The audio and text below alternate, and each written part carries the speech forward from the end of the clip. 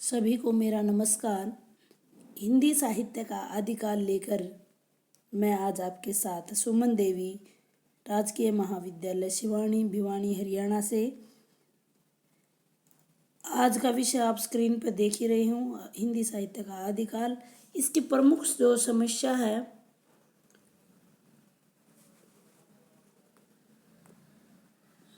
आदिकाल की जो समय सीमा है, एक बार मैं आपको हिंदी साहित्य का काल विभाजन आचार्य रामचंद्र शुक्ल के अनुसार ही बता देती हूँ।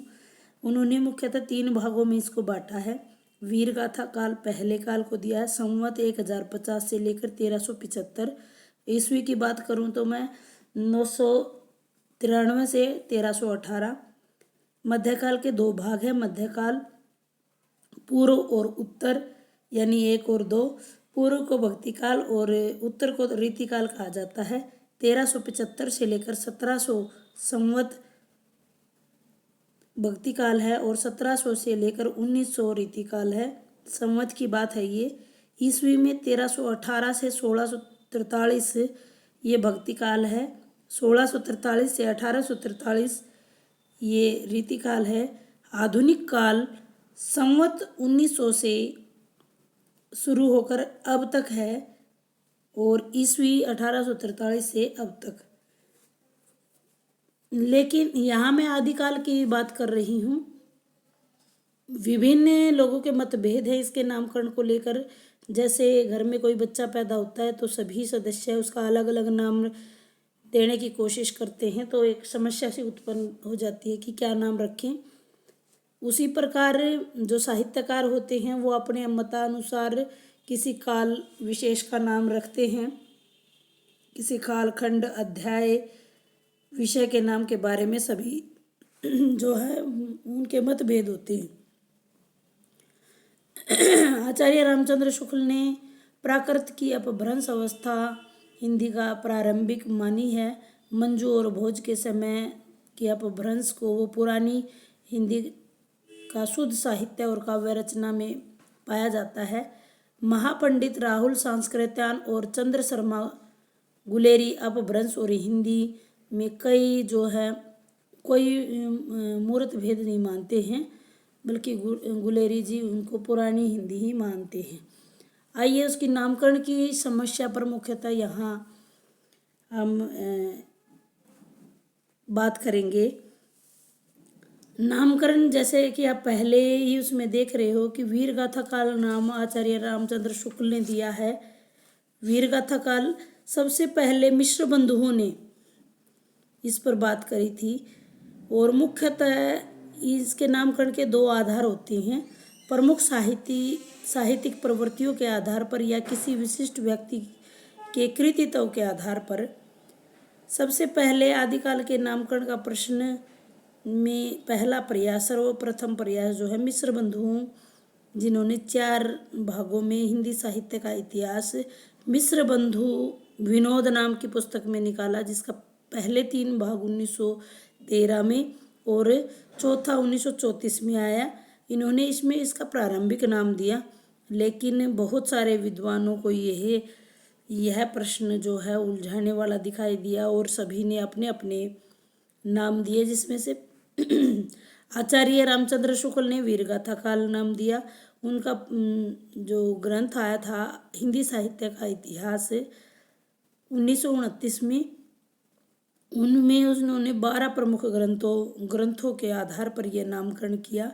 वे ग्रंथ हैं विजयपाल रासो, हामिर रासो, कीर्तिलता, कीर्ति पताका, खुमान रासो, बीसलदेव रासो, पृथ्वीराज रासो, जयचंद प्रकाश, जय मयंक जस चंद्रिका, परमाल रासो, खुसरो की पहेलियाँ और विद्यापति की पदावली। इन ग्रंथों में वीरता की प्रमुख प्रवृत्ति होने के कारण उन्होंने नाम वीर गाथा काल रखा, लेकिन नवीनतम शोधों के अनुसार उनकी यह धारणा खरी नहीं उतरी है। उन्होंने उनके लिए गए 12 ग्रंथों में से 4 ग्रंथ जो हैं वो अपभ्रंश साहित्य से संबंधित हैं। बीसलदेव रासो, खुमान रासो 15वीं शताब्दी के बाद की रचनाएं साबित हुई हैं। जयचंद प्रकाश और जय मयंक जस चंद्रिका जैसे ग्रंथ आज तक ही मिले ही नहीं हैं। पृथ्वीराज रासो और परमाल रासो की ऐतिहासिकता आज भी संदेहास्पद है। खुसरो की पहेलियों में हिंदी का प्रारंभिक स्वरूप अवश्य मिलता है, परंतु उसमें वीरता संबंधी कोई प्रवृत्ति दिखाई नहीं पड़ती हैं। विद्यापति पदावली का रचना काल स्वयं रामचंद्र शुक्ल ने संवत 1460 माना है, जो कि ये आदिकाल का समय संवत 1375 मान ही चुके हैं। तो इनकी स्वयं की कही बात यहाँ गलत सिद्ध हो जाती है, जबकि इस काल में सभी प्रवृत्तियां कम या ज़्यादा रूप से विद्यमान रही हैं। इसीलिए हम वीरता की प्रवृत्ति के आधार पर वीर गाथा काल नाम देना उचित सा प्रतीत नहीं होता। दूसरी आप हेडिंग में देख रही हैं कि पंडित राहुल सांस्कृत्यायन ने सिद्ध सामंत काल इसको नाम दिया है। उनके विचार से इस काल में सिद्धों और नाथों द्वारा लिखित साहित्य प्राप्त होता है, परंतु इस नाम को स्वीकार करने से उस काल की समूची प्रवृत्तियों का बोध हमें नहीं होता है। संदेश रासक जो कि अब्दुल रहमान का है, विद्यापति की पदावली, परमचर्यु, स्वयंभू का, खुसरो के साहित्य को नज़रअंदाज करके यह नाम स्वीकार नहीं किया जा सकता। अतः इसका नाम भी अधूरा सा प्रतीत होता है, सही हमें नहीं लगता है। अगले पॉइंट की तरफ हम चलते हैं। चारण्य काल आचार्य रामचंद्र शुक्ल ने इन्होंने 1000 से लेकर 1375 संवत को चारण्य काल का नाम दिया है। यह भी ज़्यादा संगतपूर्ण हमें नहीं लगता, क्योंकि इसकी बहुत सीमित सा उन्होंने करने की कोशिश की है। इस काल में राजाओं के दरबार में रहने वाले कवियों के अतिरिक्त अन्य कवियों ने भी साहित्य को रचा है। तात्कालीन साहित्य को चारण्य काल नाम देना आंशिक रूप से भले ही सही है, लेकिन संपूर्ण रूप से सही नहीं है। अगले बिंदु की तरफ चलते हैं। बीजोपन काल जो है आचार्य महावीर प्रसाद द्विवेदी ने इसका नामकरण दिया है, जो कि पूर्णतः असंगत सा लगता है। बीजोपन काल का नाम अर्थ होता है बीज का बोना, यानी हिंदी साहित्य का बीज उन्होंने बताया कि यहाँ से शुरुआत हुई है। लेकिन इससे पूर्ववर्ती साहित्य को भी हम नकार नहीं सकते हैं। इससे पूर्ववर्ती जो साहित्य था उसमें काव्य रूढ़ियों और परंपराओं की यानी सफलतापूर्वक निर्वाह किया गया है, इसलिए इसको भी हम उचित नहीं ठहराते हैं। आचार्य हजारी प्रसाद द्विवेदी, इसके अलावा एक दो ने और नाम दिया, जैसे गणपति चंद्रगुप्त ने प्रारंभिक काल, डॉक्टर हरीशचंद्र वर्मा ने 2 भाषाओं और साहित्य के मिलने के कारण इसको संक्रमण काल नाम दिया है, लेकिन दोनों ही सही में सारी की सारी प्रवृत्तियों को सही नहीं मानते हैं। हमें केवल हिंदी साहित्य का अध्ययन करना है, इसके संक्रमण काल का कहना उचित सा प्रतीत नहीं होता है। आदिकाल नाम डॉक्टर हजारी प्रसाद द्विवेदी ने विभिन्न आचार्यों के विभिन्न नामकरणों पर विचार करते हुए इसकी विशिष्ट प्रवृत्तियों के अभाव में इसका नाम आदिकाल रखा। उनके अनुसार उनकी कही गई कोट है ये, हिंदी साहित्य का आदिकाल शब्द भ्रामक धारणा पैदा करता है। श्रोताओं के चित्त में यह भाव उत्पन्न होता है कि यह काल कोई आदिम मनोभाव उत्पन्न परंपरा विमुक्त काव्य रूढ़ियों से अछूते साहित्य का काल है।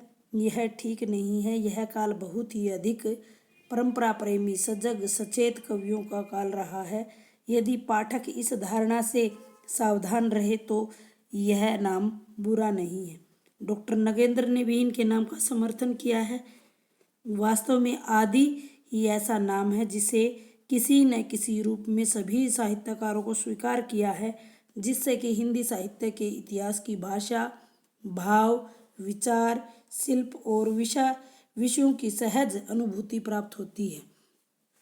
इसलिए हम कह सकते हैं कि आदिकाल के उपलब्ध साहित्य के आधार पर इस काल का जो विशिष्ट साहित्यिक प्रवृत्तियां हैं या किसी विशिष्ट व्यक्ति की कृतित्व के दर्शन इसमें नहीं होते हैं, इसलिए इसका नाम आदिकाल देना सर्वाधिक उपयुक्त जान पड़ता है। सभी ने बाद में इसके मत को यानी इस मत को स्वीकार भी कर लिया है।